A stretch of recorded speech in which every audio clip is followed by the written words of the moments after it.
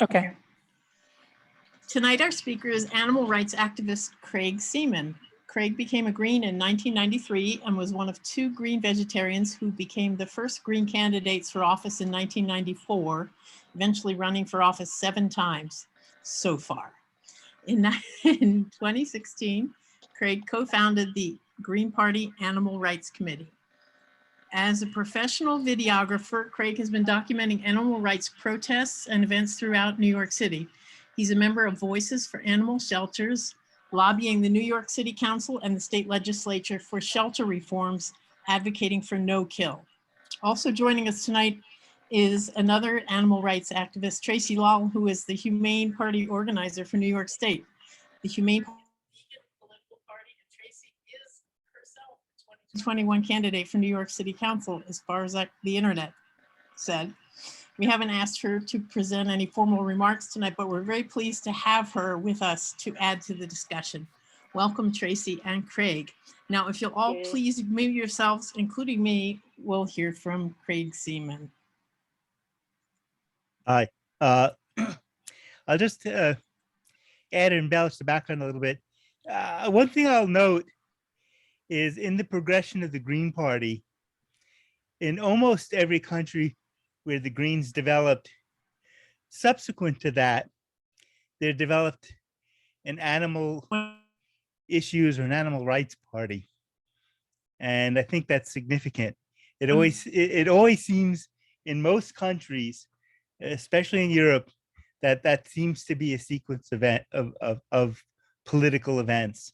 And it might be relevant because I'll start with how my view of the world and what brought me to the Green Party in 1993.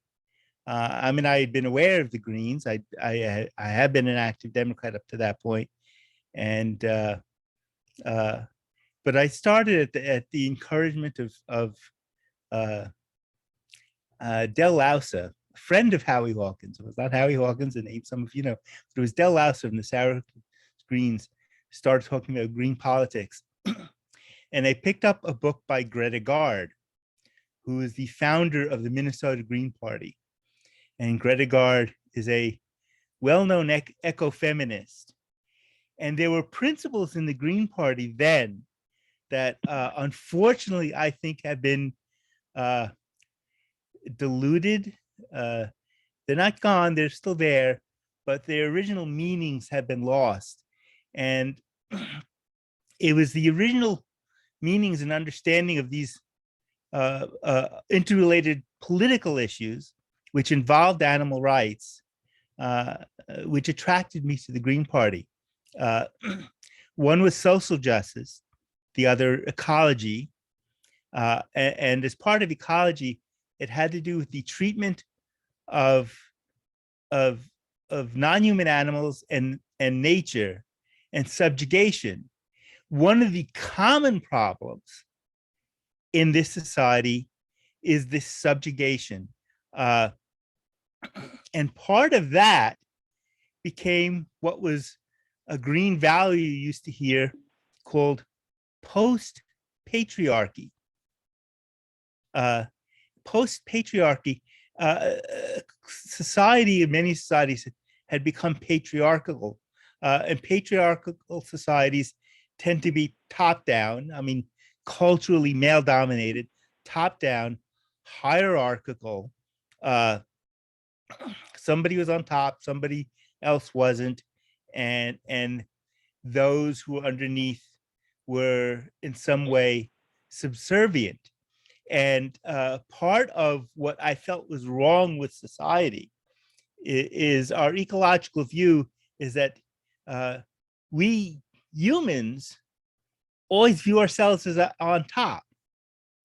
And part of the reason why ecofeminism was part of this is because as far as patriarchy was concerned, underneath men who were women, that they were the subjugated, they were subservient. And all the way down at the bottom was the rest of nature and non-human animals. They were the biggest victims. And for me, in order to set society back on its proper path, we had to blow apart that view. In fact, with that came another green value, which I think was sort of lost in its original meaning, was decentralization. See, decentralization, Greens now often look at as government decentralization, but really it began with ecological decentralization. See, centralized ecology, what we, I don't mean us Greens, but this culture as, is speciesist. Man or humans being the center, man being the top, and everything else is below that. And that's, again, hierarchical also. So this is where you get the combination of ecofeminism, post-patriarchy, and animal liberation, which was part of ecofeminism. That until you, or in order to change this, you had to create a system, a society in which there was no bottom. And right now, even with all this social justice and some of the things we see in both liberal left politics, green politics, we haven't rectified that because non-human animals are still on the bottom. In fact, one of my own pet peeves is when I hear the word eco-socialist, and I say, how can one be, a lot of Greens are now calling themselves eco-socialists. How can one be an eco-socialist and support the commodification of life? How does ecology and socialism, how can one say one is both when one cannot bring up the question of why we buy and sell non-human animals for food, for product, for our entertainment. And to me, that's a root issue. And that's why I'm a Green. That's why, amongst other things, I think animal rights are integral, which is why I think when you see the development of politics in Europe, decades after the Greens developed, you are now seeing this a surgence of all these animal rights parties, because I think in many ways, many of the Green parties lost their original identity as ecologists, as non-hierarchical, post-patriarchal, and they become part of a more traditional political left, which allows for speciesism. And to me, that's the enemy. When I look at oppression, I consider myself, part of my view, I consider myself an anti-oppressionist. An anti-oppressionist doesn't single out some oppressions over others. I mean, those of you who follow my YouTube channel or Facebook page, I'm involved with a lot of things. I do animal issues, but you see, I'm also doing other political issues, sometimes ranked choice voting. I shoot video for the local BIPOC mutual aid group. So obviously anti-racism. But what we have now is a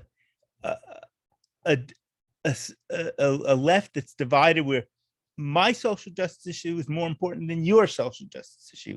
And we see a lot of that these days. And whenever you see animal rights activists do their thing, you'll often find somebody from another social justice tendency to say, why are you focusing on animals and not blah, blah, blah, some human issue? And my answer is, if you're focusing, if you're working on animal issues, you are working at a root problem, which is related to all the other issues. and many people that I know in the animal rights activist movement all uh, come from other movements. I mean, I see in New York City a large number of the animal rights activists are feminists. They are LGBTQ. Some of the people in the animal rights movement are former ACT UP members. Uh, uh, there's a growth of BIPOC people in the animal rights movement, and we see it here in the Green Party. A good example is Amueli Adeli, who is a Green, who founded Black Veg Fest, which originally began in Brooklyn, and he's now spreading all over other parts of the state and country. And it has to do with Black veganism, and veganism is a term that warrants discussion. I'll go into that later, but it's more complex than some people think. But one of the things in talking about my history, as Cassandra mentioned, that when I first ran in 1994 for state assembly, I was a vegetarian. I was interviewed by Martin Rowe of Satya magazine, and Satya was a magazine that focused on environmental and animal justice issues. And he was also very interested in the fact that the very first two Greens in New York City to run were both vegetarian. And we didn't plan it that way. It's just that it kind of fit in with green politics. I wasn't yet vegan, but I was already very animal, non-human animal consciousness in my approach towards ecology. And it was about over 20 years later, I ran into Martin Rowe at the Black Veg Fest, who's now publisher at Lantern Books. And I was very excited to tell him, because, you know, it had been 2 decades, and, you know, he'd been following some of what the Green Party been doing, and I've been following his progression as from the small, you know, trade magazine to publisher of a reasonably decent sized publishing company. And he said, "Isn't it great? We now have an animal rights committee in the Green Party." And he looked at me, none too pleased, and he said, "Isn't it kind of sad that you had to do that?" And walked away. And that's what struck me, and that's what led me to some of the things I'm saying tonight. What struck me is that this was a political party in which animal rights was infused with its values. Although the 10 key values didn't say animal rights specifically, ecofeminism, as originally listed, included and meant animal rights, because that's what ecofeminism was about. It was the liberation of those who were subjugated. And that's why I think the Greens have lost a little bit of their view of what the I don't want to quote the original term, but of those who were philosophically involved with ecofeminism, that it wasn't just women's rights. The feminine is an ecological principle, of which includes women, of course, but it's an ecological principle versus the patriarchal.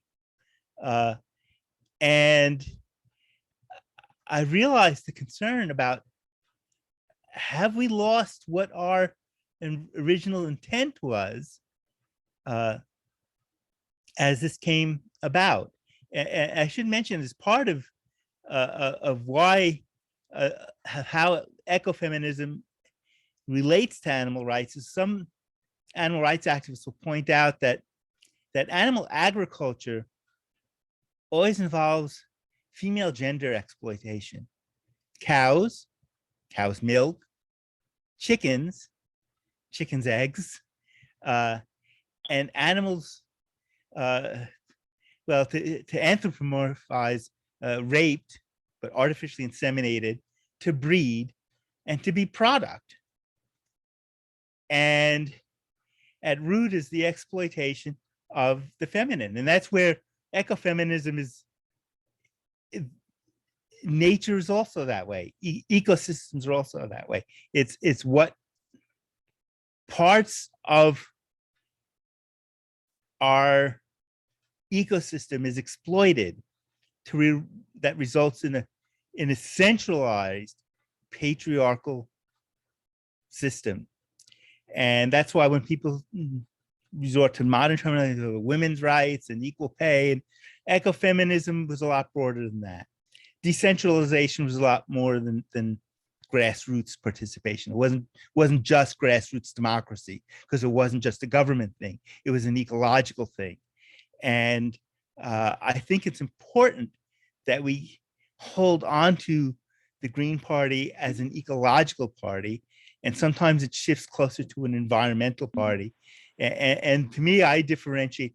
The environment is that which we participate in. An ecological system is that which we are part of. And it may be a subtle difference, but to me, it's a significant difference. So now, according to, there's a lot of different definitions of animal rights, and there's some variances on the term veganism. So I think it's important to bring that up. One definition is, if you've seen on my Facebook or YouTube page, is there's National Animal Rights Day, and they have the Declaration of Animal Rights, I think it's called. Another actually similar is the Humane Party, which Tracy's part of, also has a similar definition of animal rights specific. There's one that you see in, there's an organization called the Non-Human Rights Project. See, when we get into these abstracts, we have, we as a political party and we as activists say, how do we do a practical implementation? Well, the Non-Human Rights Project goes to court using past precedent to get animals declared as non-human persons. And that isn't far-fetched. It's been done in other countries on case-by-case basis. We live in a country in which corporations have personhood. Corporations, which are not sentient, have personhood. But an elephant or a greater ape, which is sentient and communicative, that's one of the things they focus on animals where they can prove that they have the social skills to communicate, live in communities, communicate with each other, and even communicate with humans. Now, that isn't because that's their ultimate goal, but they say legally that's the easiest to go to court to. And they use the legal basis of habeas corpus. And the reason why they use habeas corpus is habeas corpus was used to free the slaves. When a slave who was property was brought into court, you had to present a body, I don't want to call it a body of evidence, but you had to present that this piece of property, because that's what slaves were, was actually a being entitled to its rights. So based on past court precedent and scientific study, they go to court to try to get certain animals declared as non-human persons, which has happened in several other countries already. And usually their intent is to free this animal from propertyhood and to bring them to a sanctuary, which will allow them to express their natural state. And a reason why I mentioned that is going back to what is an animal right. Important to an animal right is that the animal has a right to express its natural state. And in a society where animals are commodified, they don't express their natural state. And in fact, they're often bred out from what their original natural state was. I'll give you an example. Wild fowl, from which chickens are descendant of, a wild fowl will lay, I believe, 12 to 15 eggs a year. Not very productive for a product. So they've been bred to lay something like 300 eggs a year. The fact that they're laying so many eggs is in itself deadly to their long-term survival. But of course, the industry doesn't care because they're not interested in their long-term survival. So this is how the commodification of life has happened. And some people, have asked, and this gets into veganism, does this mean you want no being to ever eat animals? Isn't it natural to eat animals? I mean, I have a cat. He's an obligate carnivore. And you can argue that in certain bioregions, humans, due to climate and accessibility, do eat animal products and animals. And veganism is about doing the least harm. One of the things that is, getting back to the other things, the most anti-vegan is that even obligate carnivores, when they hunt, they only subsistence hunt. And when you see people attacking veganism and they say, well, our native, ancestors did this, they were subsistence hunters too, even when they hunted. There is no animal that exists and did not exist in early human history that commodified raised animals for profit, not necessity, because the amount of animal products is definitely not necessary, and that's destroying the ecosystem. Even when you look at the great apes, some great apes are actually vegan, and some are, they're omnivore. They do eat some animal products, but for example, the numbers that I've read is that it typically even the omnivore apes that ate animal products, it's a small number of eggs and insects. Again, subsistence hunting at most. But by and large, biologically, we are much closer to herbivores than carnivores in terms of our own makeup. So when people start bringing up indigenous cultures and what they eat, we're not them. We don't live in that society. There's an example, if you've seen the recent documentary Seaspiracy, Paul Watson. I will mention that Paul Watson is a Green, and I've often wondered why we haven't asked him to run for office. He has dual citizenship between US and Canada, and he's run for office twice as a Green in Vancouver. So he's run as a Green, and I've often thought at this stage in his life, wouldn't it be interesting if he lives in Vermont, and I remember when Jill Stein ran, he wrote a great, very long post on why he was voting for Jill Stein, and it wasn't because of Jill Stein. He said, we need to build the Green Party. And I said, wow. I said, maybe when Bernie Sanders retires, this is the guy we should be running for Senate in Vermont as a Green. But getting back to Seaspiracy, he mentions, I don't know if it was in the documentary or afterwards, they were asking him about fishing and what about all these, cultures that rely on fish as their food source. And he said, look, I'm not opposed. I don't like the term he used, but he said, I'm not opposed to artisanal fishing. They are not the problem.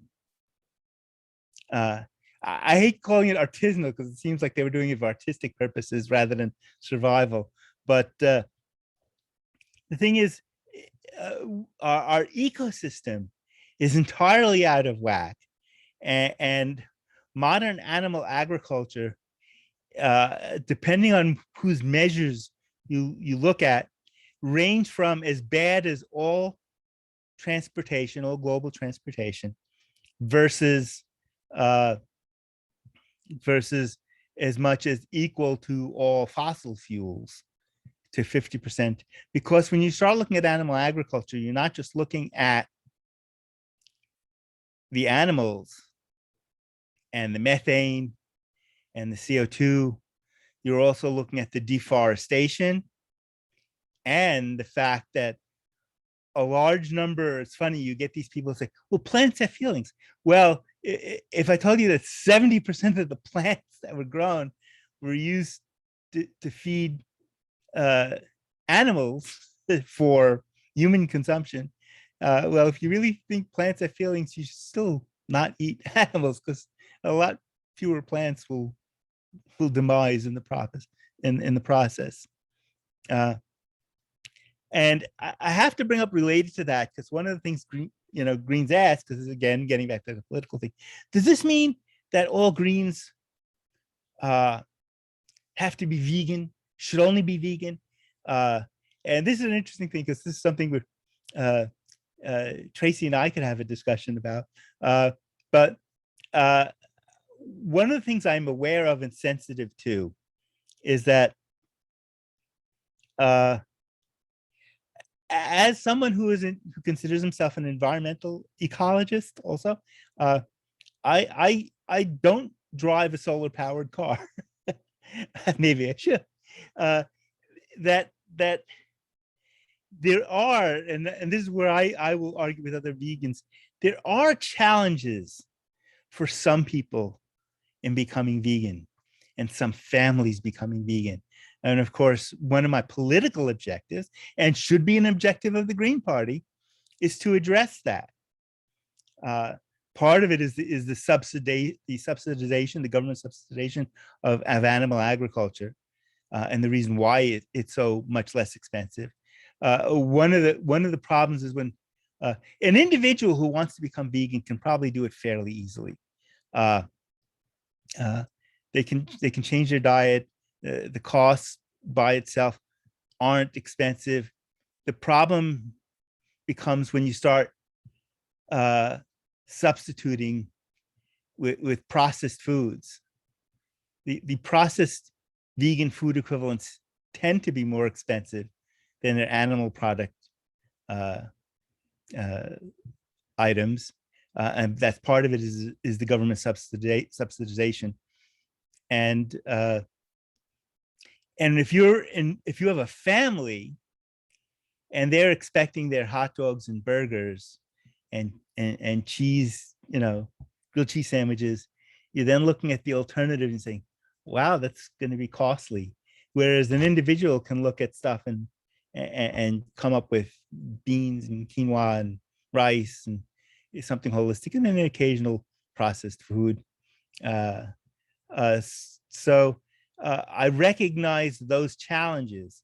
One of the interesting ones, because I saw this in a video, an interview with Caroline Lucas from the UK, an MP, who is vegetarian, not vegan.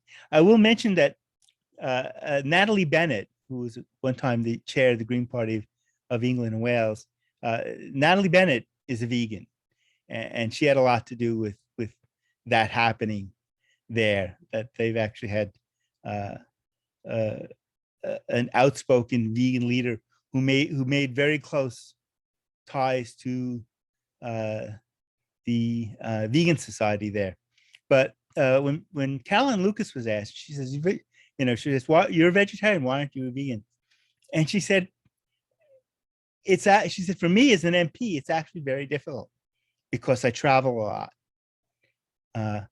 And she didn't go into why, but as someone who's gone through this road, I became a vegetarian in 1985. I became a vegan in, I guess it was early 2014. So 7 years. So I was vegetarian for a very long time before I became vegan. And one of the problems, there's another issue the Greens should have to deal with when we work on these political issues, is the nature of food deserts. There are neighborhoods where, especially if you're doing business, as Carolyn Lucas is as an MP, and I've had to do my professional video work, which was always a challenge. So I'm sitting there with 20 people at a table or something, business meeting, and what if there's nothing I can eat? And that creates a problem, a social problem in the business world and can in the political world. And times have changed, fortunately, at least for me here in Bushwick, is that I can now walk down 3 blocks into a pizza place and get vegan pizza. When I first moved to this neighborhood 16 years ago, that wasn't possible. I wanted to go vegan pizza, I had to go down to Greenpoint, So it's getting to the point now. I mean, I can go into White Castle and order vegan sliders.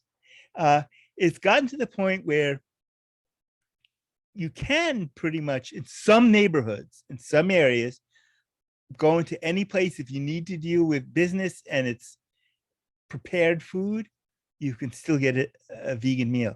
That wasn't always the case. And it's not the case for large portions of the world. And that's why I don't fault people like Carolyn Lucas, on the other hand, the hardcore vegans say, why aren't you vegan?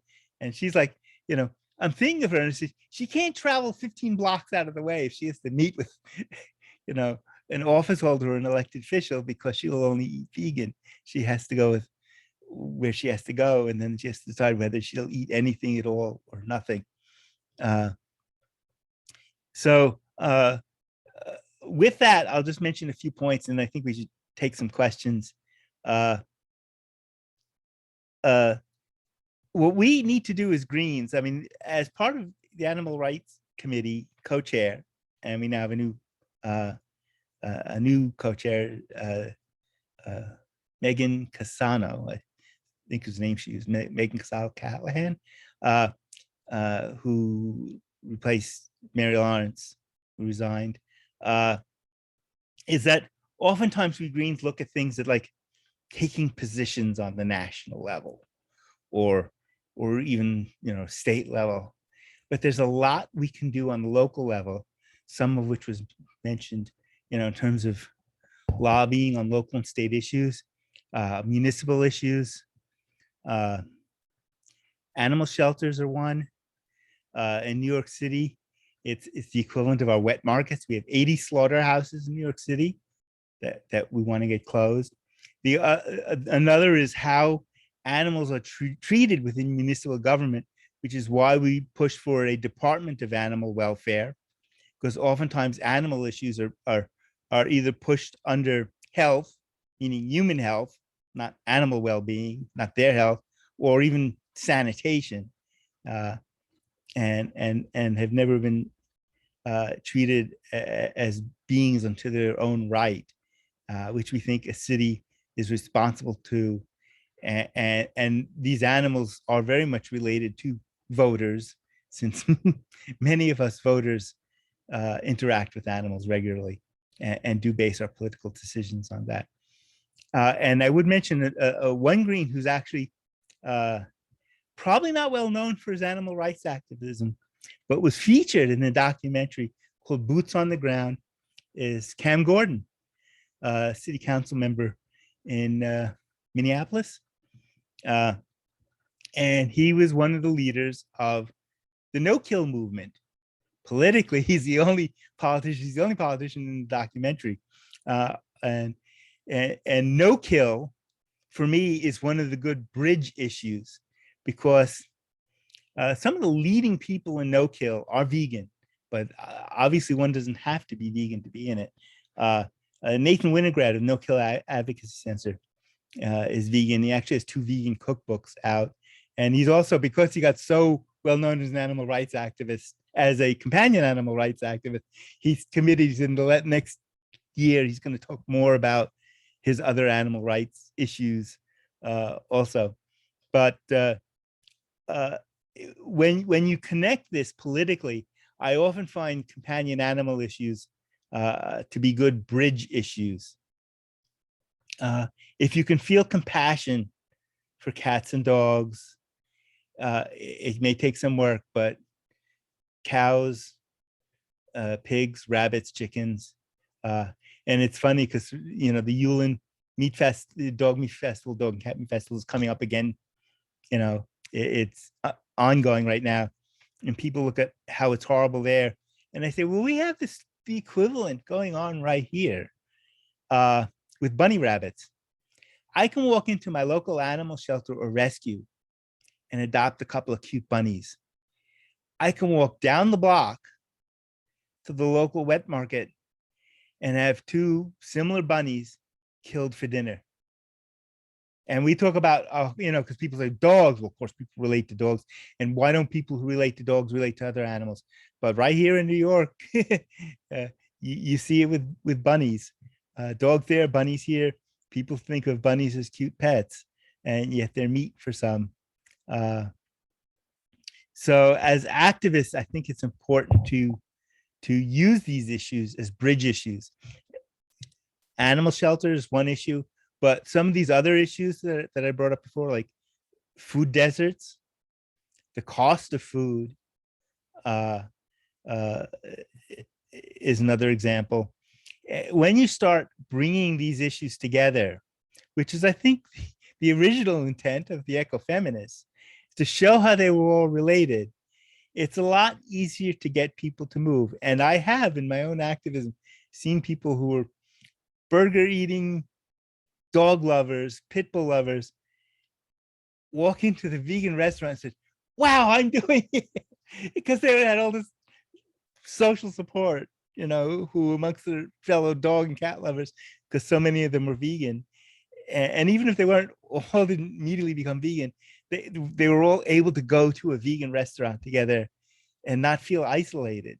And similarly, I'll mention that in the first video I did of the BIPOC mutual aid group, they were doing poetry readings and spoken word at a local park. The woman got up and she said, and if you're talking about what they stand for, and she said, and we have vegan food. They weren't a vegan organization, but the fact is they had the mindset and they knew that they were amongst people who that was important to. And this was a group that was not, because we have this picture of vegans being white-led. This was a group of Black and also LGBTQ people of color. And they understood that connection. And I think we can build those connections politically. And I think in order to bring people into the Green Party in a meaningful way, and I think animal activism is good because it crosses such a broad political spectrum. I know animal rights activists, some of them are Trumpers, some of them are diehard Democrat, but if you give them a good candidate and they connect on that issue, the cross-party lines. I think it's one issue where it's easier to get people to cross party lines because it's a social justice issue they don't see covered broadly by any particular political party. And that can be ours again. That's ecofeminism can be ours again.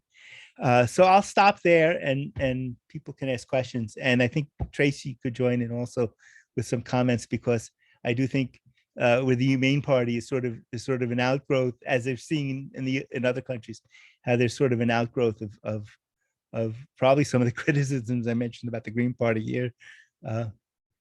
So go ahead. Wendy, is that your hand up? Do you have a question? I've been a vegetarian since 1990 and been vegan since 2003. But I've never from the beginning used the example of primates and other animals, the herbivores being vegetarian, because I'm sure a lot of us saw the excitement that chimpanzees created tools so they could eat the termites. So they made a tool to eat bugs. And then we see the apes grooming each other by, oh, I'll take this yummy bug off of you and eat it. And the ones that don't have the hands to do it, when all the other animals are eating all that grass in them, they're getting a lot of bugs while they're eating those grass. So I just personally, as me, never used that there is an herbivore and animals don't eat meat because they eat lots and lots of bugs. The percentages I got, because I did look that up, depending on which ape family, it ranges from 3 to 10%. And that's why when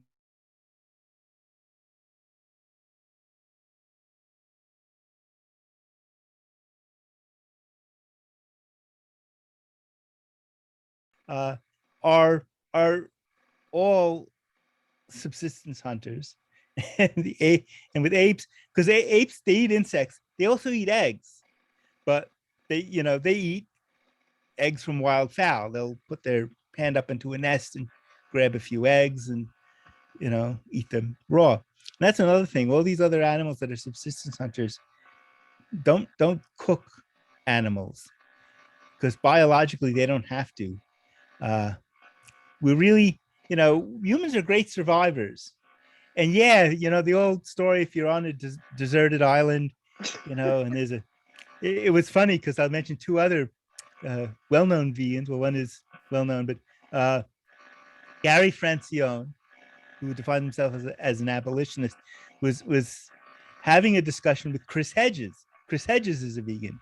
Gary Greenwald's a vegan also. It's funny, some of these great activists, or controversial times, activist writers are vegans also.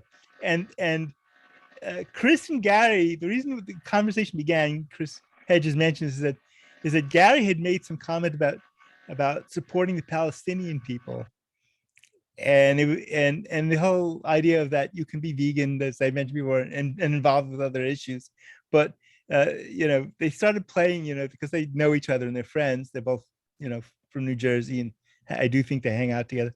Is they brought up the old what would you do if you were on a deserted island and there was a bunny rabbit, and would you eat it? Would you eat it? And Chris Hedges kept pushing Gary, and Gary said, well, if I had to survive, yeah, I'd eat the bunny rabbit. And then he looked at Chris Hedges, but if you were there, you're bigger, there's a lot more meat, I'd probably eat you instead. I thought it was funny. But the thing is, they were poking fun on this absolutism, which people hang over animal rights activists. What if your back were against the wall and a gun was pointed at your head? Well, my back isn't against the wall and the gun isn't pointed to my head most of the time.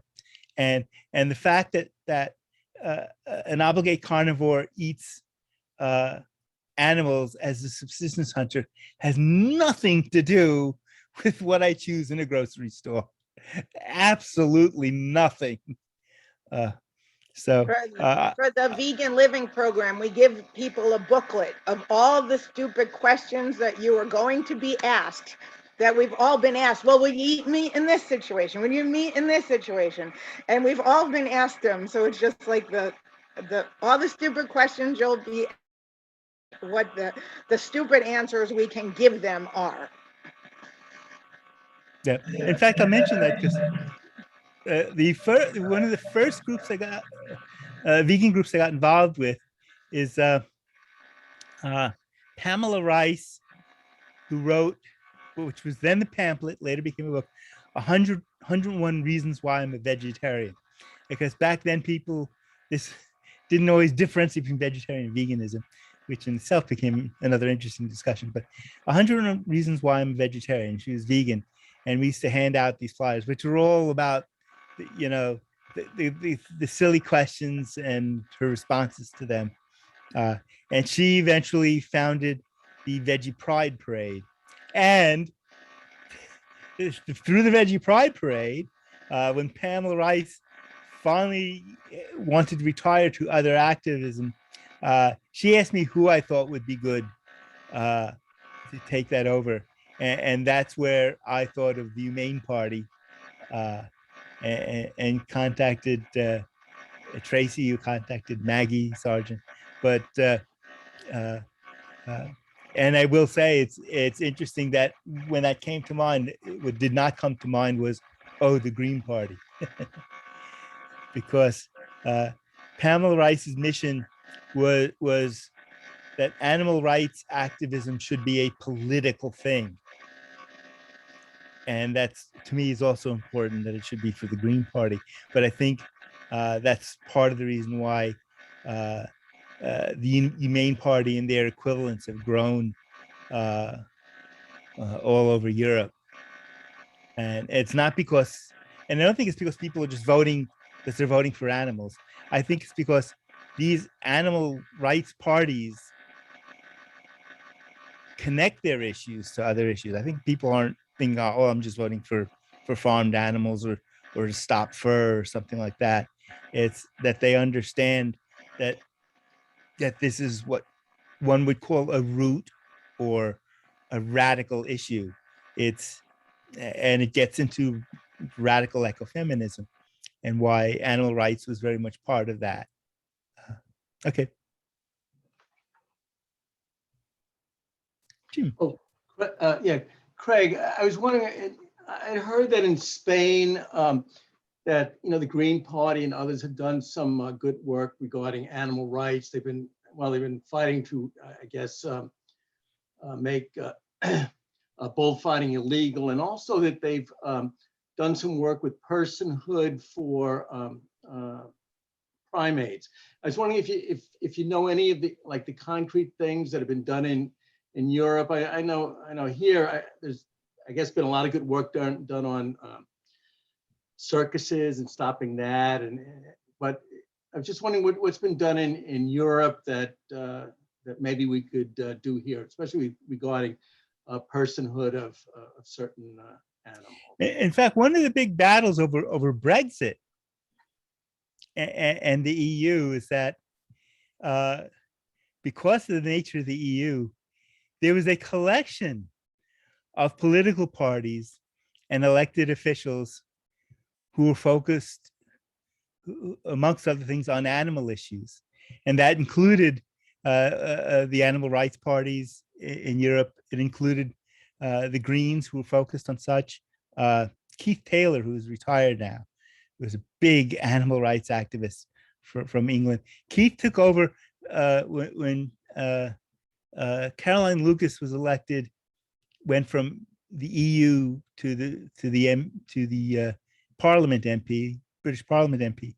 Keith Taylor was elected to her position on the EU, and he led this international committee which worked on these issues. One of the issues they worked on had to do with, in terms of farmed animals, has to do with international transport, which of course international transport there is just miles across, to go to slaughterhouses and to cut down on that. But the legal cases on personhood have been scattered around the world. I do know there was a success in a South American country, and I can't remember where, but there has been one or two successes in Europe. The challenge with that is there's always a confluence of circumstances that makes it possible in a given court system. So that's it's a hard thing it would be a hard thing to pursue as a political party. In fact, in the US, when the Non-Human Rights Project lost some of their cases, one of the judges said, shouldn't you be pursuing this legislatively? And one of our animal rights committee interviews was their legislative director. But that's uniquely difficult in this country as compared to Europe. For example, Italy is no kill. There are several countries in Europe which are no kill in terms of animal shelters, and some of those extend to other things, like they become anti-fur. They banned they banned or cut down fur trades. The problem we have in this country, and there's a documentary I'd recommend you watch to really pinpoint the tie, is called Dog by Dog. And it's a political pursuit of ending puppy mills. And I think the focus was on Missouri, although they focused throughout the country. But there was a particular series of legislation in Missouri. And people often think it's just the American Kennel Club that support the puppy mills. They don't have the resources. The actual support behind the puppy mills are it was Monsanto, it was Smithfield Jones, I believe, the big, basically dairy. And the reason why Monsanto is thrown in there is because where does Monsanto's GMO crops go? Who are they feeding? The cows. And that there's a concern that as you stop the puppy mills, the legislation will be used as buttress and foundation to start going after the meat and dairy industry and how they treat cows and pigs. But it's hard to pinpoint any one thing. And one of the frustrations about Brexit is that they felt that Brexit was weakening their chance in the animal rights community to continue that work. So while there is some success in individual countries, there's some concern that Brexit did a setback for the animal rights movement in Europe. So there's individual country successes, but they were hoping to do a unified EU push towards a lot of animal rights issues for meat and dairy, companion animals as well, and also sentience, because sentience in the court system gives you the legal basis to and I should explain how that works. I should mention, because it's just when an animal is declared a legal person, it means they can have legal representation for an outcome independent of any owner. And that's part of what breaks them away from being a slave or being a property. And there's been some progress in this country on companion animals and that. Connecticut now has a system where an abused companion animal can get it's usually not a lawyer, it's usually a law student, but there's a pool of law students and some lawyers who represent such animals in their interest, independent of owners. There's legislation like that in New York. That would be a good example of something to push for. And the reason why these are important is the Human Rights Project, when they hand in their case law and legislation history, do include the change in legal status in Connecticut as an example, because each builds upon the next. And in this system, the legal system, you're always looking for, where can you gain the ground? Maybe you can't do it with primates. Maybe you do it with cats and dogs. There was an interesting case in New York, which I can't find, but it was a couple of years ago, where this cat would travel back and forth between two homes.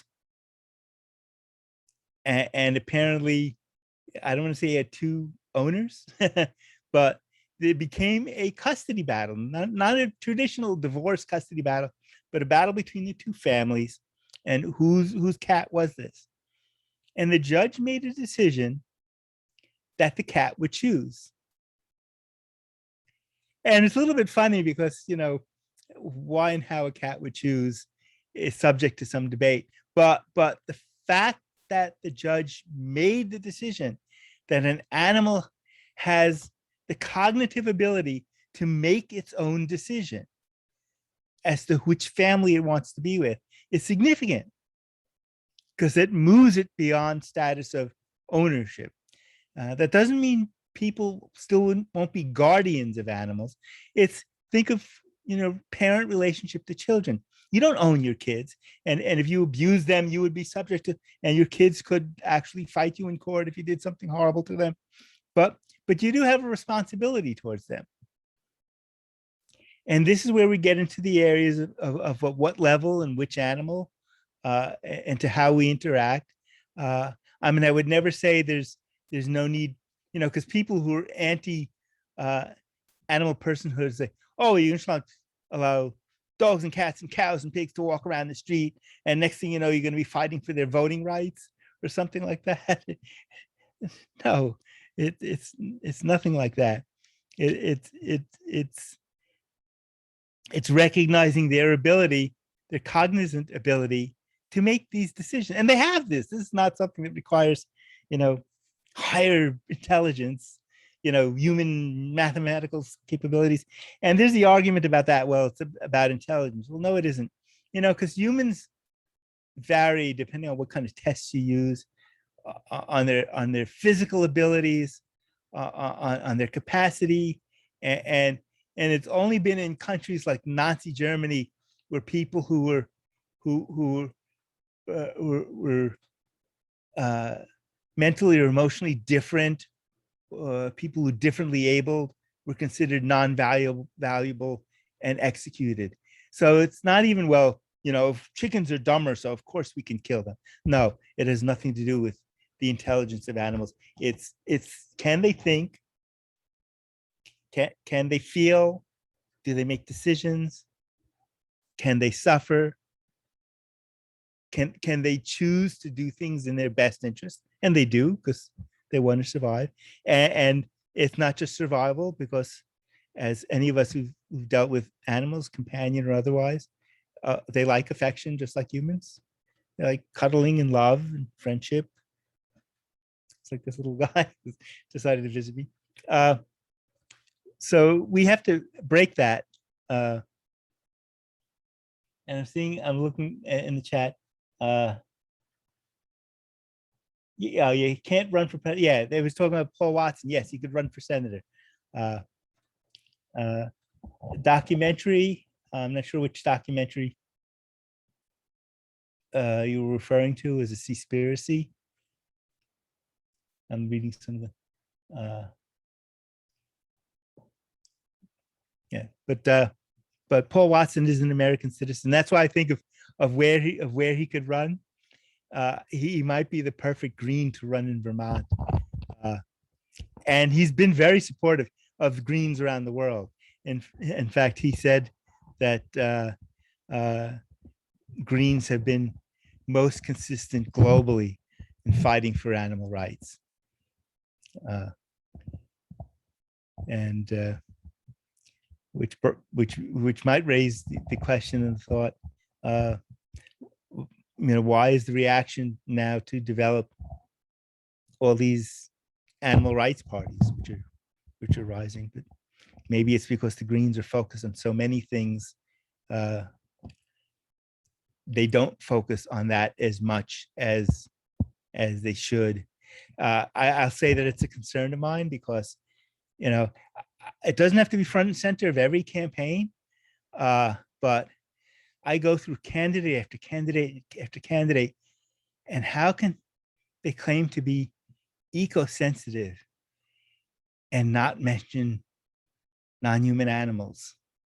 Is ecology only trees, but animals don't count? I don't understand. They don't. It's like it goes whoosh over it. Maybe because it's too controversial. It's easy to be a tree hugger. It's a lot harder to hug a cow, I guess. They feel publicly. So Joseph, you had your hand up. Alan, thanks, Craig. Alan first. Okay, Alan. Yeah, I appreciate you bringing up the status of children as a comparison example. That's what I was thinking also. Oh, you muted yourself. sorry, hit the wrong button. In this culture, we tend to think of rights in terms of sex and race, a lot of which have been dealt with by throwing strict scrutiny at it and saying you have to treat them identically. And once we've done that, we're basically home free. The rest of it will more or less take care of itself. This is an oversimplification, but a lot of our approach towards egalitarian thinking has sort of followed that trend. But with children, you're in a different situation. You can't extend to a 4-year-old the right to drive and the right to sign contracts and the right to vote and say, well, okay, now that just took care of that. At the same time, you can't use that as an excuse for saying, okay, so therefore we have to preserve a system where either you're an adult or you're not. And if you're not an adult, you're the possession of adults who can make all of your decisions for you and you never get consulted about anything.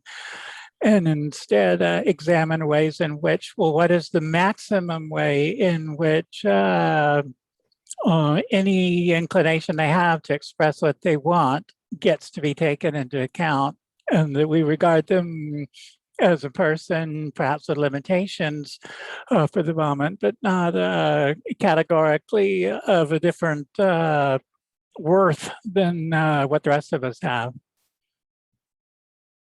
Yep. Exactly. I mean, it's that nuance that's lost, I think, among some people. Yes. Joseph? Okay, thanks. I'm ready. I was wondering if you're aware of any anti-vegan factions who've gained the mass to have a political body, like a political party in another country? I was curious. Not. I'd say that's probably many mainstream parties, including here in the U.S. Any party that supports Bureau of Land Management, the USDA is currently constituted. It supports the subsidization of animal agriculture. I think they're all anti-vegan. And this is where you get some of the arguments and discussions Tracy and I have had about, we're seeing a rise of particularly vegan Democrats, or I should say plant-based Democrats. And then you have to wonder, is like Cory Booker really, I mean, we have our criticisms of him. I don't want to go into them now, but he's obviously not a Green. And I could say the same. Eric Adams is a good example right now, who will likely, at this point, odds are in his favor of being the first plant-based mayor of New York. And he's currently Brooklyn Borough president. And I will not use the term vegan for him. He's focus has been on health, and it's good. Municipal hospital system, public available for plant-based foods in schools. The animal rights organizations in New York do not support him because he does not support even decent animal welfare. Forget our rights, but even decent animal welfare issues for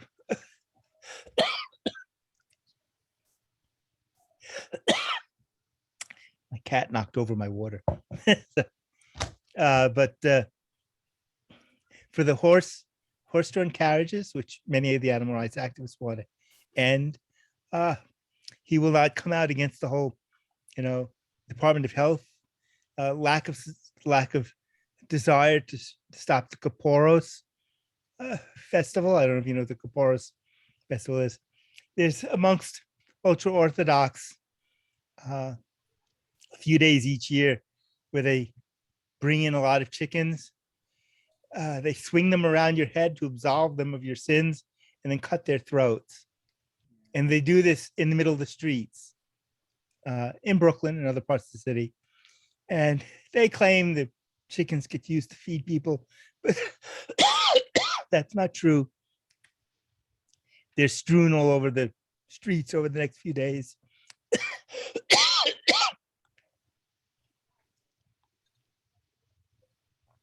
and it's a health hazard. And it's nowhere in the Torah does that festival as described exists. And those ultra Orthodox and Orthodox Jews who oppose it say you could swing money. You don't have to use chickens. It doesn't have to be the brutal festival. But he won't oppose that, along with some other elected officials who they thought would be at least vegan friendly. So the reason why there necessitates a parties that focus on animal rights is, while you may see amongst Democrats and even Republicans, I'll mention this because I don't want to exclude Republicans. The co-sponsor of New York City's Meatless Monday resolution, which passed the city council, was a Republican from Queens. So even the Republicans are sort of moving into the symbolism of it. But fundamentally, when it comes to addressing rights, and we can even see that with Juneteenth. When you talk about symbolism versus, there are a lot of people on the left who see this Juneteenth thing and this holiday, and it says, well, great, you're making a holiday, but where's the actual legislation that supports people's rights? So what we're seeing now is a sort of a hijacking of these animal issues by the major parties here over that. And so if you're saying are there any anti-vegan political parties, I'd have to say, or anti-animal rights parties, I'd have to say most of them are. It's so culturally intrinsic, one doesn't need a separate party to do that. They just all on common agreement, Democrats and Republicans here, or whether it's, Tories and Labor, Yeah, I was just thinking like there's nationalists, and maybe there's somewhere on this globe, like in Brazil, where they're killing the rainforest to, put up livestock. So they're just decimating ecologies. I don't know. Maybe there's actually a whole body is like, we need people to not be vegan. I was just basically it's anti-veganism. I would say, if you want to talk about kind of socialist politics, is capitalism. And the reason why the meaning of capo is kappa, head of cattle. The measure of wealth was heads of animals. And to me, the root cause, the root problem, is the commodification of animals, and that's why I'm careful to emphasize that point. Because when you talk about veganism, people suddenly think you're against indigenous cultures. You want to wipe out obligate carnivores also. It's that you've turned being into an item for profit, to me, is the root cause. And that's why if you read somebody who I like reading, Vincent, and I can't remember his last name. He's older guy, he's from California. Damn, I'll have to look up and send you the link to him. But he's a lefty, a Democrat lefty. We've had some back and forth about the Green Party, but he said you can't have animal rights in a capitalist society because the very nature of capitalism is to exploit, and animals will always be exploited because they don't have political power on their own. They will be the most exploited, which doesn't necessarily mean socialism. That's why I don't want to say, well, socialism is the answer. No, socialism doesn't necessarily give you animal rights either. Because socialism can be very speciesist and very hierarchical also. So that's why when I look at politics, I think of what we need is a third way. That's why I think of things like the Green Party. It's not capitalism, socialism. In fact, if you look at the history of the Green Party, there were very strong socialist and democratic socialist and even communist parties in the countries where the Green Party grew. The Green Party was very much a third way of different than capitalism, socialism, and meant to oppose ecological exploitation. And I say ecological is not simply environmental. Ecological is that whole interconnection, which includes oppression, it includes non-human animals, it includes decentralization, which is empowering people to make decisions rather than top down. And sometimes I worry that in modern green rhetoric, green political rhetoric, they're losing that. And I do think for that reason is why we've seen a growth of animal rights parties, because as the Greens have lost that rhetoric, a new wave of people are picking that up and are making that very direct connection again.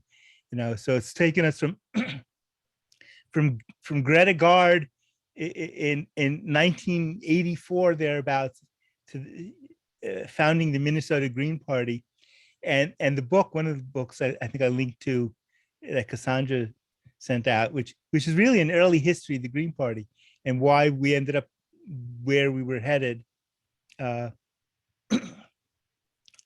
where we are now, where there are formations like the Humane Party here, I think the Animal Protection Party in Canada, a lot of animal rights parties in Europe, and some of them are gaining significant number of seats in Parliament.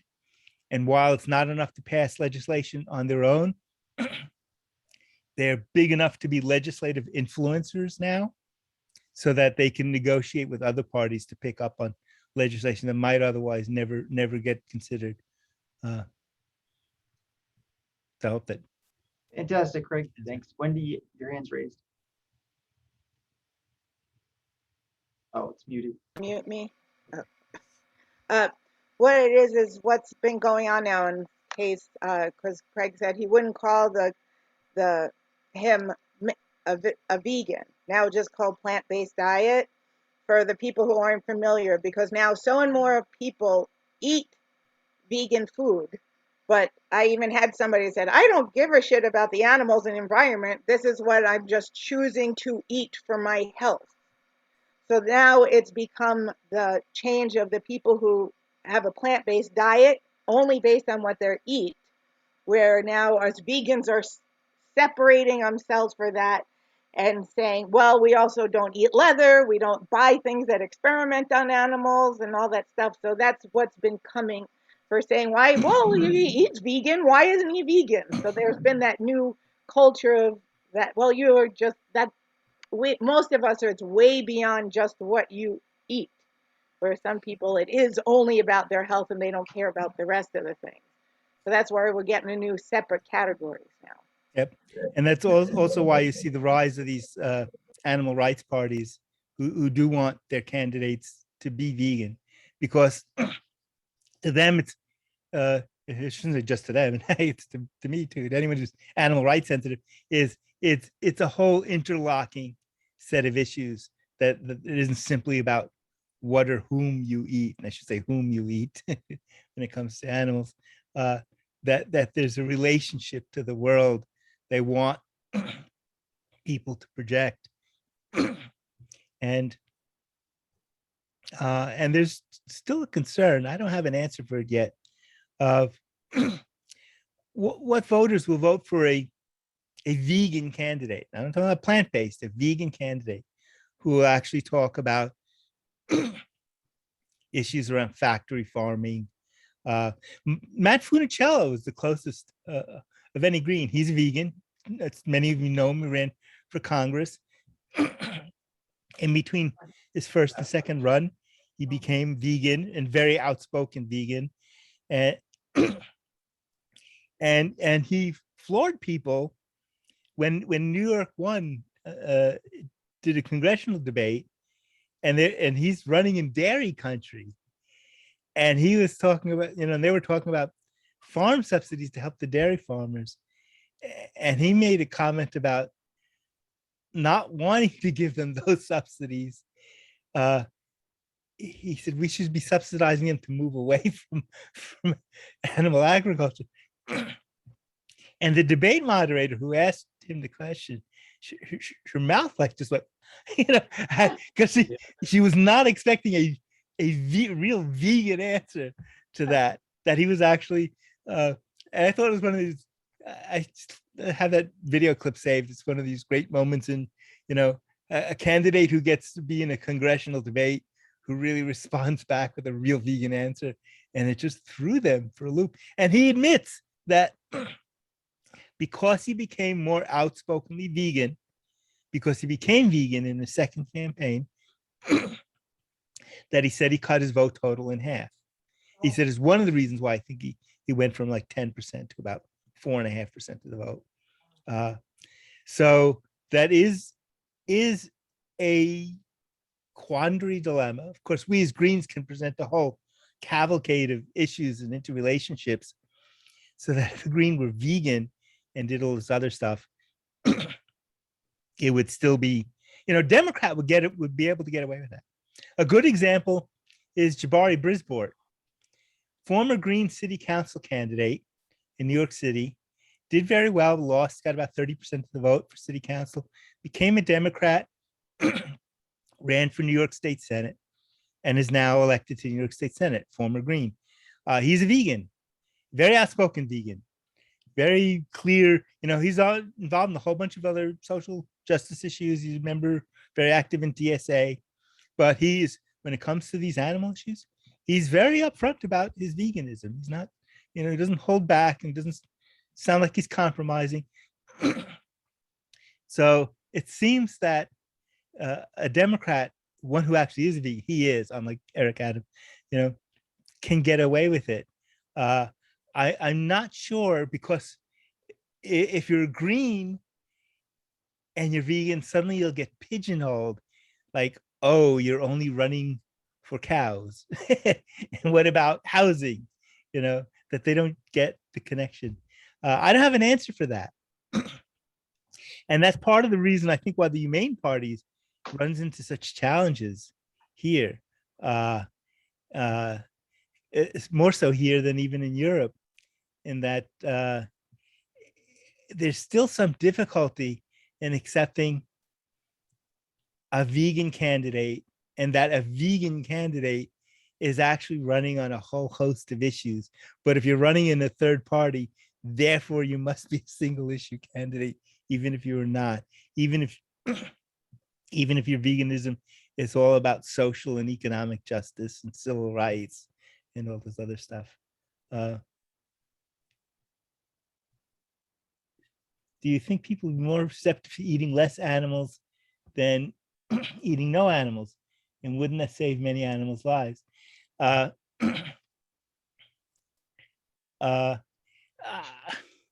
answer is sort of yes and no to that. If you listen to Gary Francione, he would say no. That's why he's an abolitionist.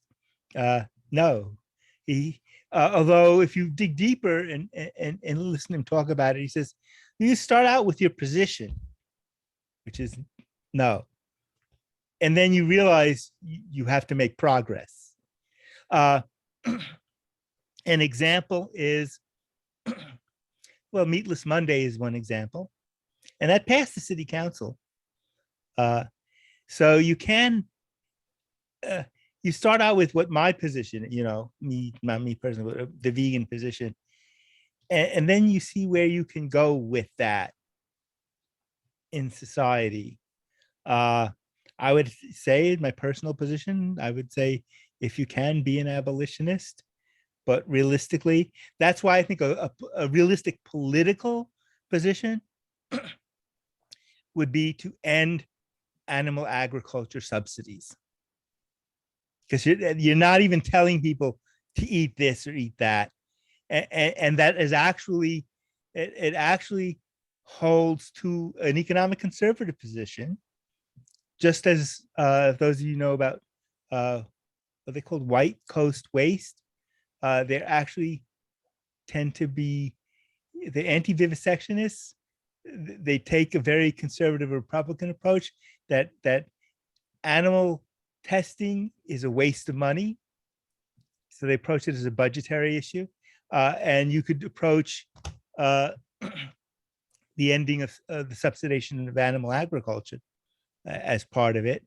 And then that would, of course, change the leveling the playing field, making it easier for people to eat non-animal products. One of the things I see here in Bushwick, and you see the dairy industry is tanking a lot faster than let's say the meat industry. The dairy industry is really tanking badly, which is why it was an issue in Matt Funicello's campaign. And it's not because suddenly everybody's going vegan. The reality is that Asians, Blacks, Hispanics, Eastern Europeans all have high levels of lactose intolerance. Anglo-Saxon, British, they don't have that.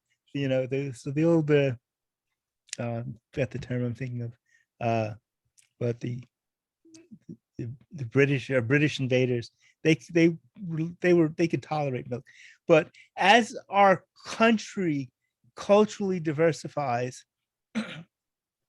milk just don't work, and the sales are tanking.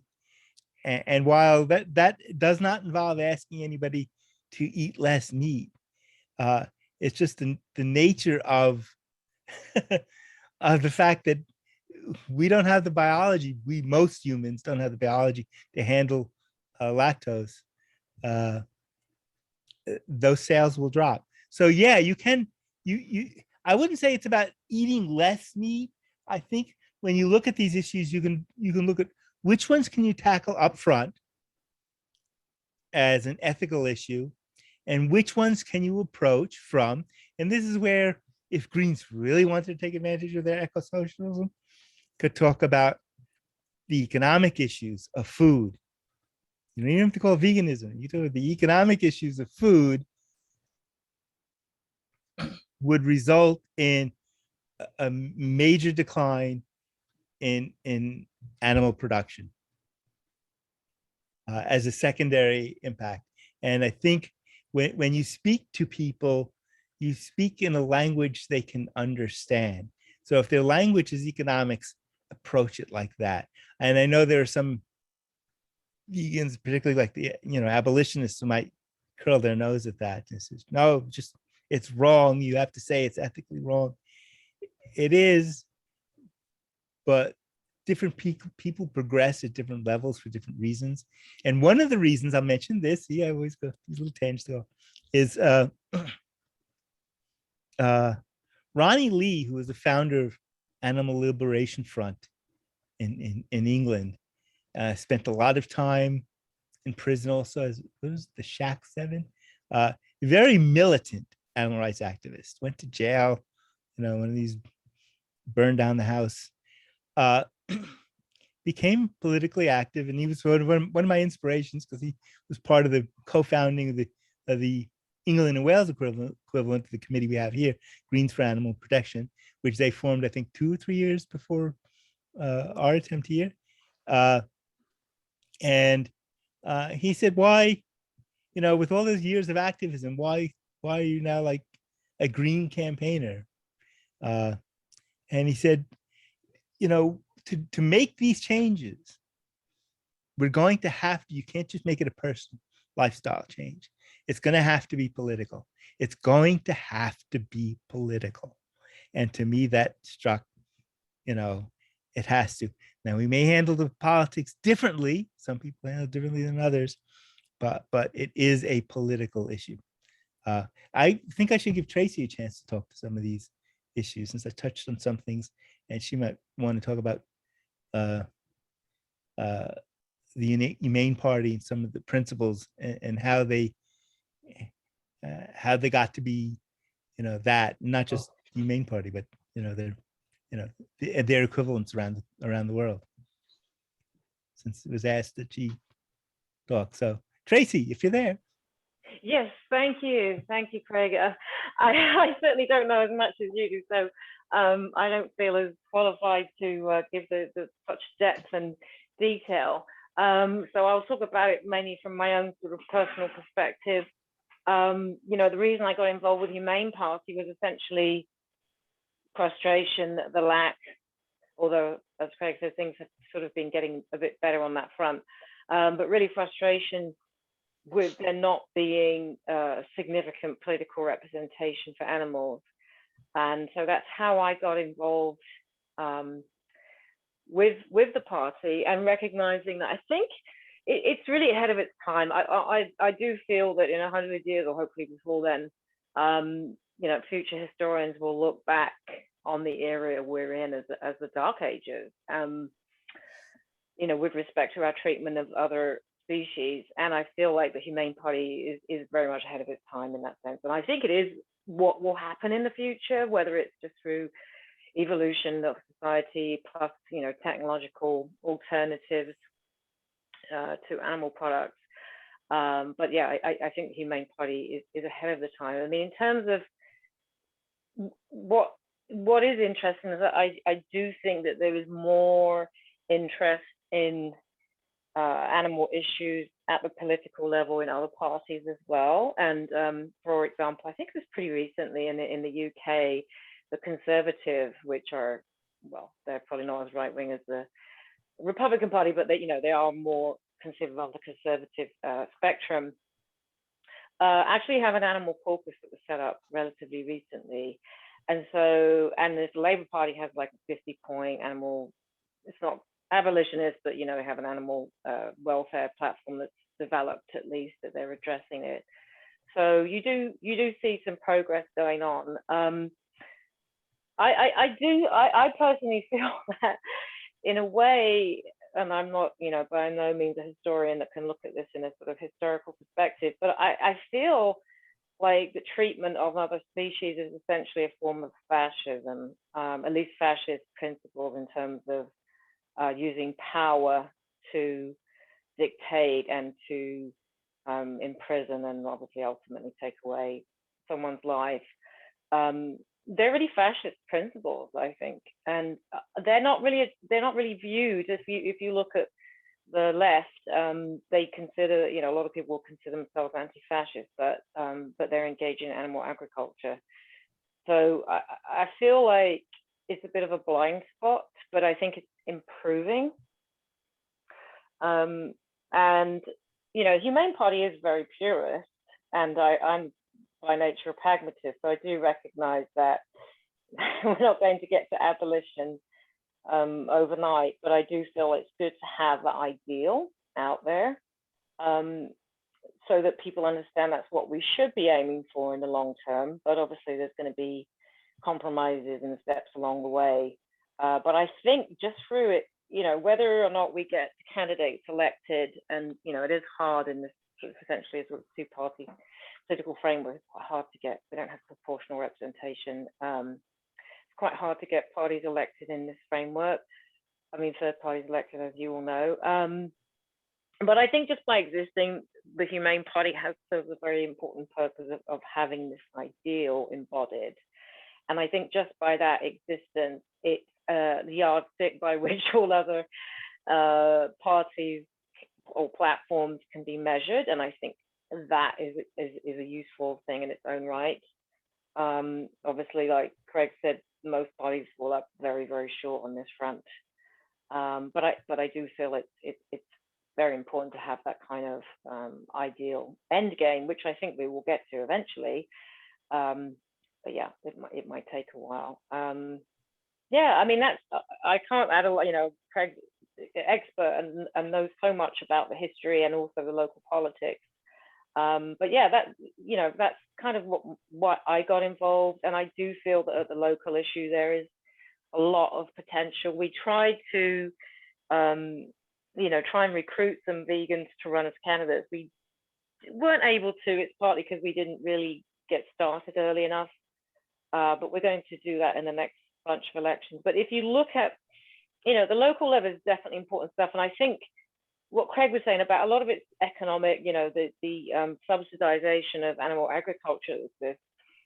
And one of the interesting things that a couple of the candidates in the city council elections, one is in my district, and I've spoken to him about his animal platform. He's running the Democratic primary, and also the Maya Wiley for the mayor role. One of the interesting things that they have on their platform is a sort of divestment from, not from all animal agriculture, though in fact it probably wouldn't be, from factory farming. And that's pretty fascinating, because that's, you know, the city has a massive budget, and the idea of divesting from factory farming in the same way that, you know, organizations can divest from fossil fuels, that's an interesting, I think that's a really potentially powerful change that could be made. And that's, you know, that's a purely local level legislation. And I feel like the local level, there's a lot of really important stuff that can take place. And, you know, for example, banning the sale of fur is something that would be extremely important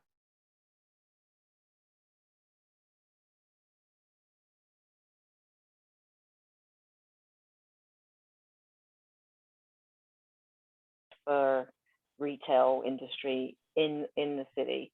So yeah, I believe strongly in the local changes, and I think that the existence of something like the Humane Party is purely pure.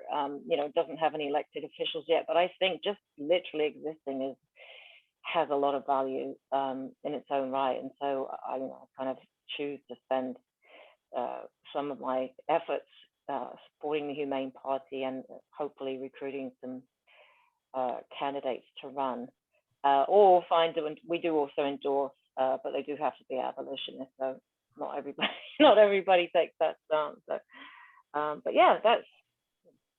I'll keep it brief because I know we're already quite late in the hour. But yeah, so that's kind of just as a little additional thing about my involvement with the Humane Party, and thank you, Craig, for that talk. That was fantastic. So many fascinating things that you brought up.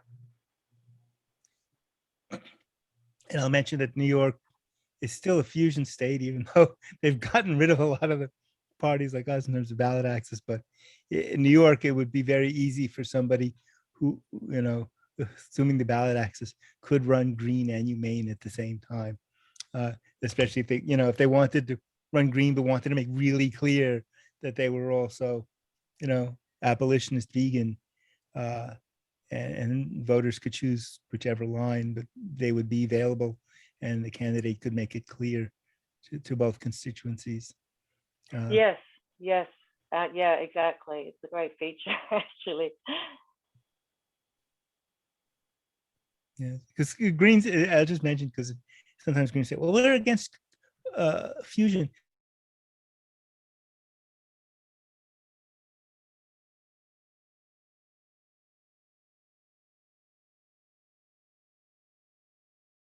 Humane Party is not a corporate party. If you read their platform, in fact, it says on the platform, I think it was a national platform, they also don't accept corporate donations. Correct, exactly. Yeah, so a Green could very comfortably run, a vegan Green candidate could very comfortably run as a Humane Party candidate.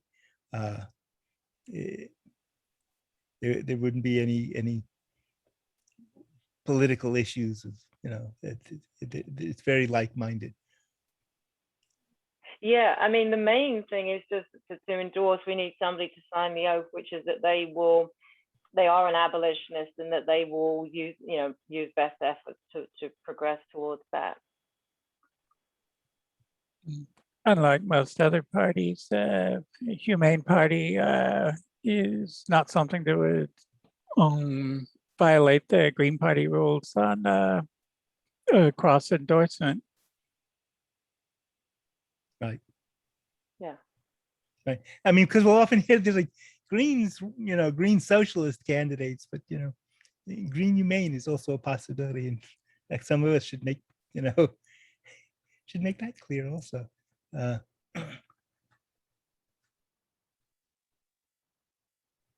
especially as we hear so much about eco-socialism today. And yet, in my opinion, many of the eco-socialists are not really eco or socialist in the way I would view them, because if they commodify life and they're still into that kind of hierarchy, they're not ecological by my very high standards of, so talk about, you know, also being purist or abolitionist.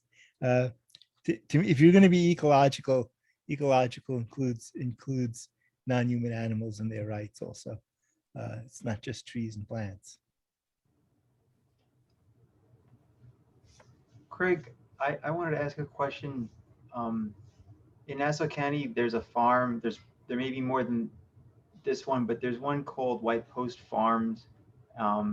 They have like a giraffe observation deck, camels, a lot. Like my in-laws took my son there this weekend, and I don't really get the sense that.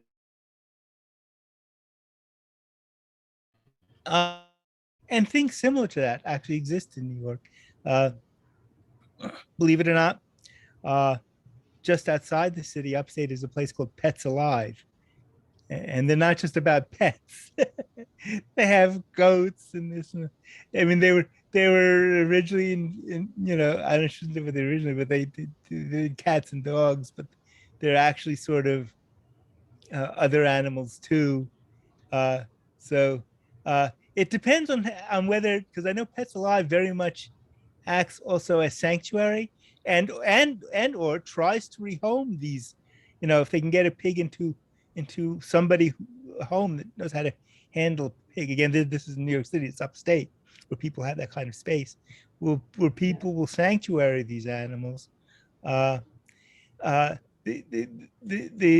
question always is it, are they treating animals as sanctuary, or is it like petting zoo?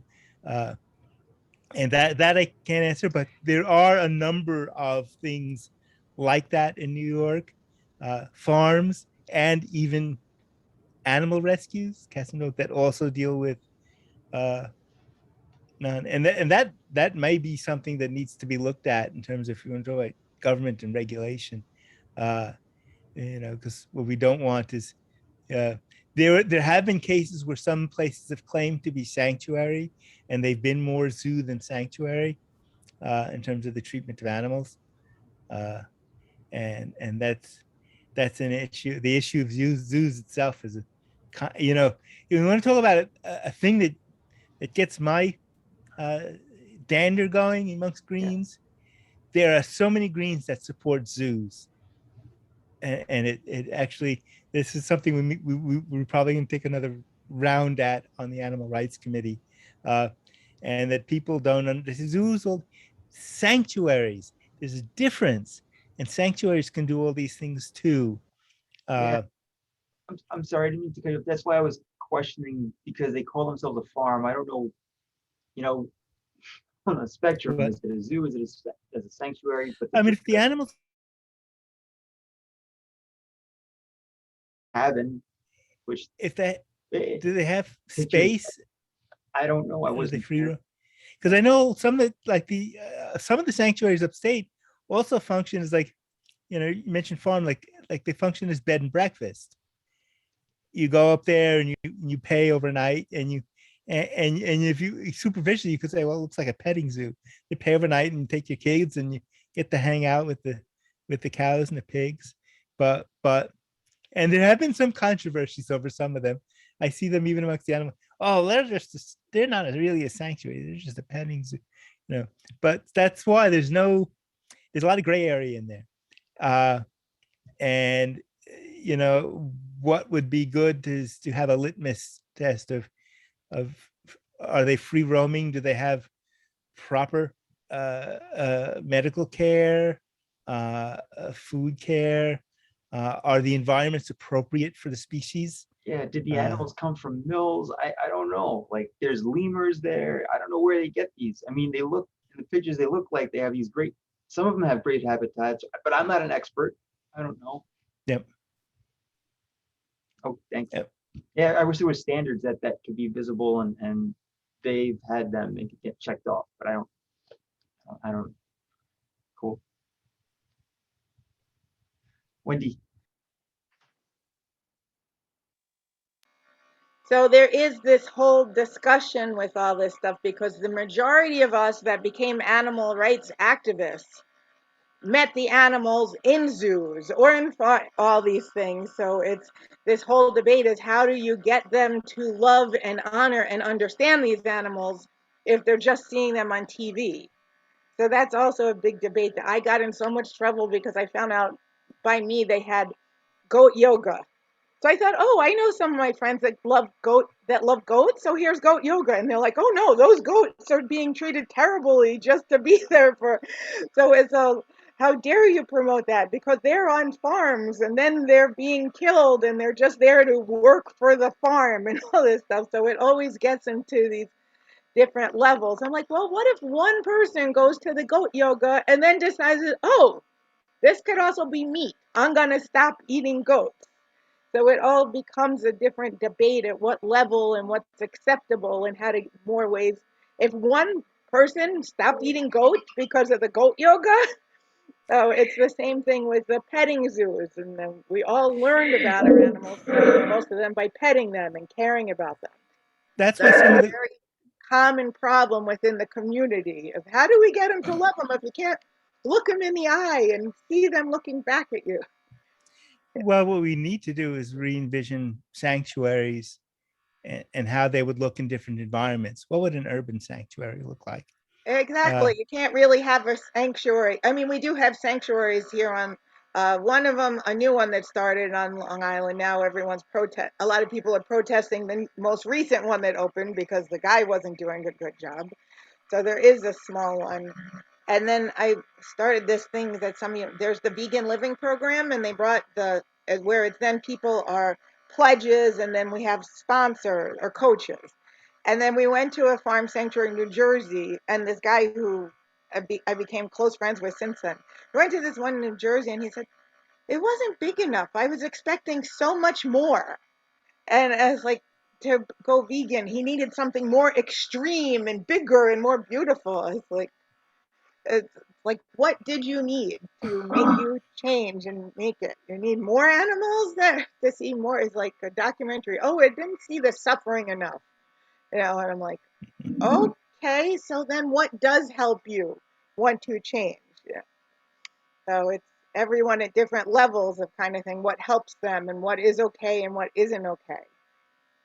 And that was at an actual a sanctuary where he's like, oh, I was expecting something, I guess, on like you see on TV with this luxurious place there to change me into yeah, I think they have these visions of sanctuaries like what you find in Africa or something where they're big, spacious.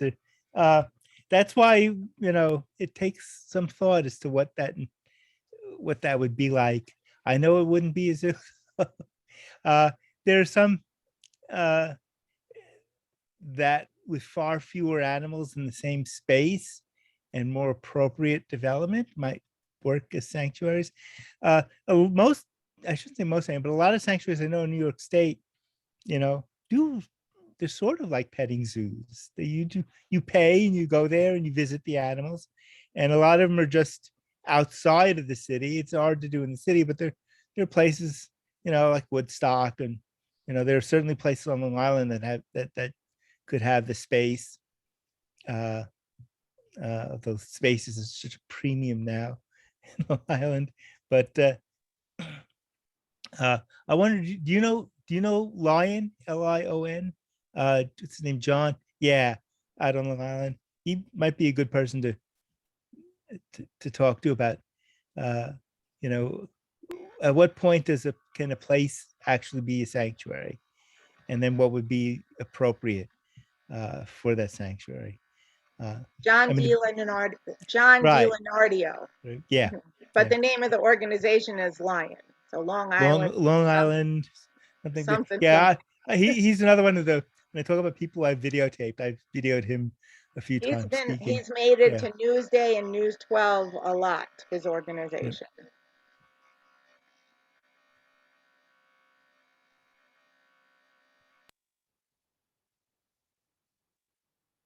what was his name? John D. Sorry. DeLeonard, No, let me see if I can type it. John D. I know, I'm a Facebook friend of Oh, his. thanks, Yes, Cassandra. we have done.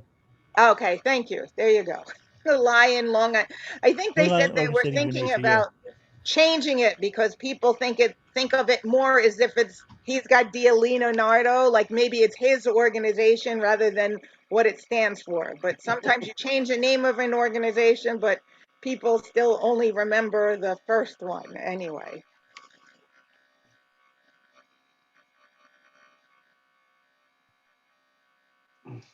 But he's actually a certified PETA educator also.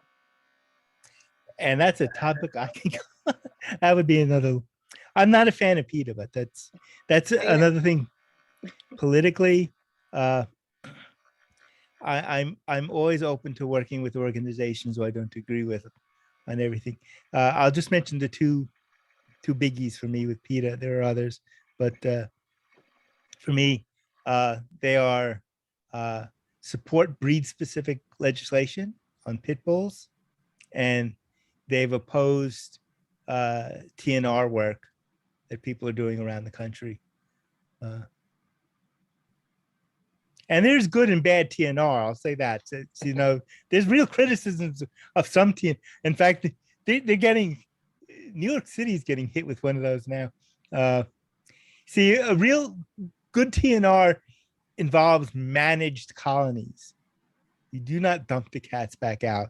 A managed colony, the cats Does everyone know what the TNR stands for? Trap, neuter, return. Okay, just making sure everyone knows what you're talking about. Is a managed there's a rumor going around that has some good substantiation.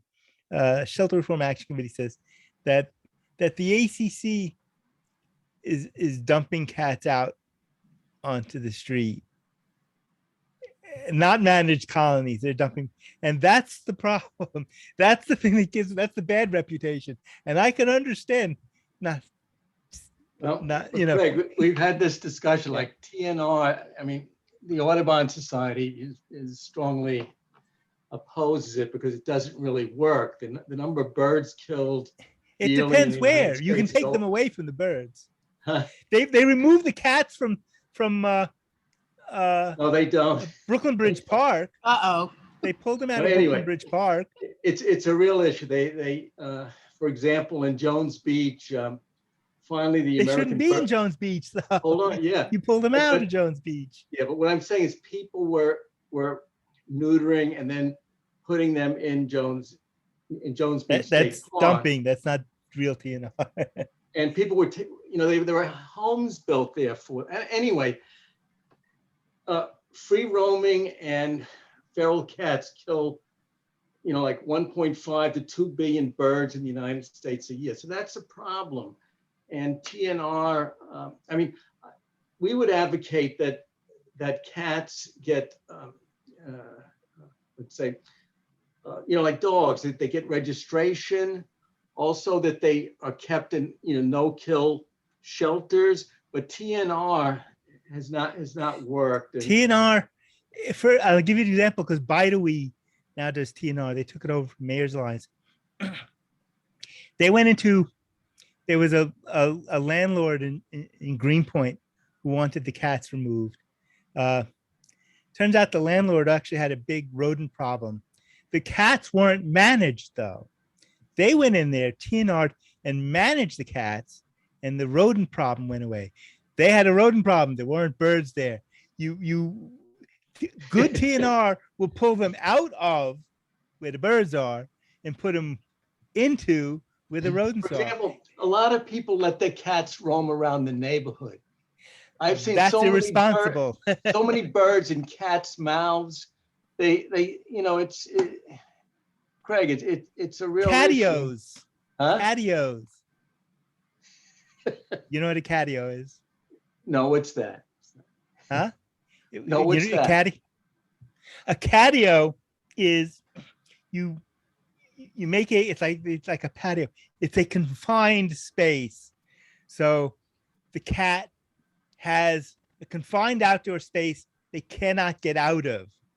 They Right? can't. People don't use things like that. They let They the cats are. roam. That's part of what Freedom people for are the doing. cats. It's freedom, and they get disease and they die. They get run over by. I There don't are know. people that think I'm an evil person because I keep my cat in my house and don't let them run free and Right, wild. right. They're wrong. So I They're get that wrong. Very too. wrong. So, but if you put them all it's not like you can fit all these cats in the shelters. So That's there the is a problem. whole. Human You beings are can the never fix problem. it. You can't Human fix it all. So, people that abandon cats and let them roam freely are the problem. TNR has to be bioregionally appropriate. Put it that way. Anyway. There are inappropriate places and there are appropriate places. well, I had a. New York City badly needs more. In fact, when I asked Baidoui, I said, if there was one law, because I'm always thinking politically, if there was one law they would want changed to help their TNR efforts. And I said, what would it be? And they said, actually, 311. They said, if people have cat problems, they want to be referred to because this is their expertise. The city shelter does not have the expertise. In fact, as Jim said, the city shelter quite possibly is dumping the cats back out, which is the problem Jim alludes to. Baidoui knows how to relocate. They know how to target, and they know the process of doing it. Austin did that. They call it initially a barn cat program, but in order to move a TNR cat, it takes 2 weeks to a month, and you have to confine them during the move.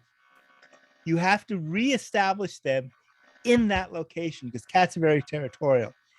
If you define the territory for them, they won't leave it. You don't put them in a territory where they're a threat to other wildlife. Birds fly all over. You can't keep them. Craig, it just doesn't work. You really gotta, I don't know, you've got to change human behavior somehow. And a lot of it's through legislation, but the cats are a horrible Well, that's the problem. whole point of trap neutering and releasing them. So even those cats that are released, they won't be having more babies. No, so that'll end there. But the cats that are released kill birds and small mammals. And then people, well, and then if there's small a colony, mammals.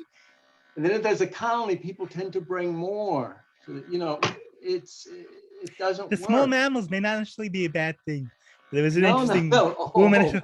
Because there was a woman who also, But the birds, talking about she held the Audubon position, and what she found out in certain locations that when they eradicated the cats, the small mammals actually did more damage to the birds, and they measured the damage. They found for every bird the cat killed, they were killing 9 small mammals. When they removed the cats, they saved that one bird, but those small mammals, which now had no predators, were going after and the bird eggs, and the bird population dropped faster. And that was because it was a mismanaged ecosystem. So that's why it depends on the ecosystem. Because the small mammals will also are part of the ecosystem. Domestic cats are invasive. Really, they are. If they're not wild animals. Birds. They actually are, but not here though. Yeah. Right. Anyway, that's though. I mean, you can go to zoos and see what look like domestic. I mean, cats are more closely related to their wild equivalents in Egypt, in Ireland, for example. No, I agree with and you. And the ones in Ireland are really deadly. Really dead. No, they're smaller. The cats are smaller, but there's a quandary there in Ireland because these small cats, their population is diminishing in part because they're crossbreeding with domestic cats. But these small cats are like super killers. So this is, Yeah. Also down here, we have, I don't know about the rest, we have a huge overpopulation of deers, because out here the deers don't have any animals that kill them. We don't have bears down here, or even bobcats, that many of them are. We're getting So coyotes. everyone's saying We're there's getting no coyotes. nothing that kills the deers here. Staten- So they're That's it, that's it. overpopulating. But just train the cats to gang up on the deer. in Staten Island, they're doing TNR for deers. There was a big debate over it, but the thing is, it was either TNR or hunting, because they, I mean, part of the reason why there's a problem with deer is because the population of Staten Island is growing. I mean, the deer aren't invasive. The deer were native to Staten Island, just as there once were bunny rabbits native to Coney Island, which is why it was called. But we've eliminated their predators. Yeah, but rather than kill the deer, they instituted a TNR program, and inside of a couple of years, they dropped their population by 20%. So TNR works with, I don't want to say with any invasives, but TNR is something to be looked at whenever you have an ecosystem out of balance as an alternative to hunting. Including mosquitoes, I understand. Including mosquitoes? Yeah. TNRing mosquitoes? Yeah, they release sterile versions of them. They mate and then the eggs don't hatch. That's right. Yeah, mosquitoes are necessary for a lot of animals too, including fish. That's the dilemma, is anytime you do anything like that, anytime you upset an ecosystem, there can be unforeseen consequences. Yeah, never forget the bunny experiment in Australia. I'm not familiar with that. Actually, I may be confusing two different situations. There have definitely been places they brought animals in thinking they would control the predators, then they went way out of quantity control and wiped out the native species. I saw an interesting thought about the solution about the cat problem in Australia. And somebody said, rather than doing what they're doing now, is this wholesale killing, which is going to backfire, because you can't really kill your way out of an unbalanced ecosystem, even if the even if the situation is bad. I mean, they do have a cat problem there.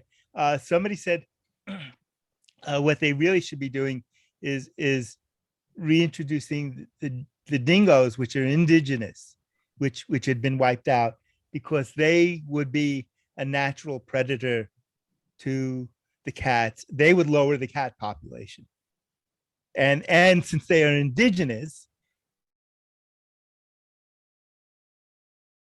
and they would be able to push the cat problem down. The problem, I'm hearing that song, I knew no lady who swallowed a fly. Yeah, and the problem is oftentimes that the solution to unbalanced ecosystems is to use poisons, and that also ends up throwing the ecosystem out of whack, because whatever you're killing becomes food for something else. I mean, that's what I don't really see it mentioned much, but I remember as a kid, New York City had a lot of chipmunks. They're all gone. They were killed by the rat poison. But one of the problems in New York City is in poisoning the rats, they're actually killing the hawks and the other. So, but that's why in New York City, better to have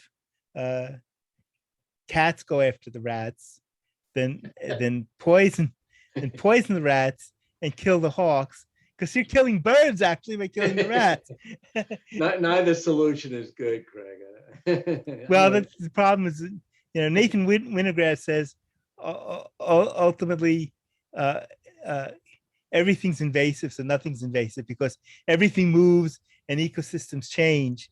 The problem is some ecosystems, species get wiped out and they change faster than they would organically.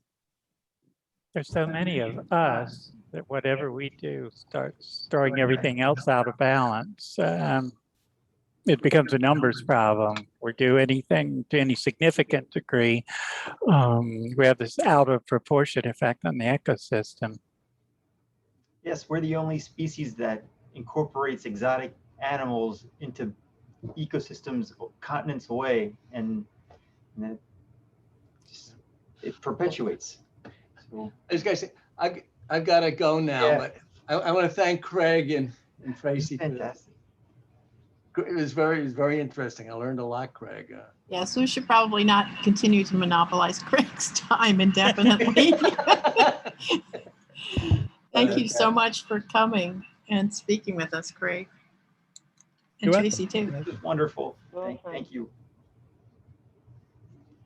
I'll send you a link once it's posted, the video footage, I mean. Okay. Great. Good night, everybody. It's July 19th. Good night. Good night, Thank you. everybody. Bye. See you, Craig. See you, folks. Thanks. That was fabulous, Craig. Thank you.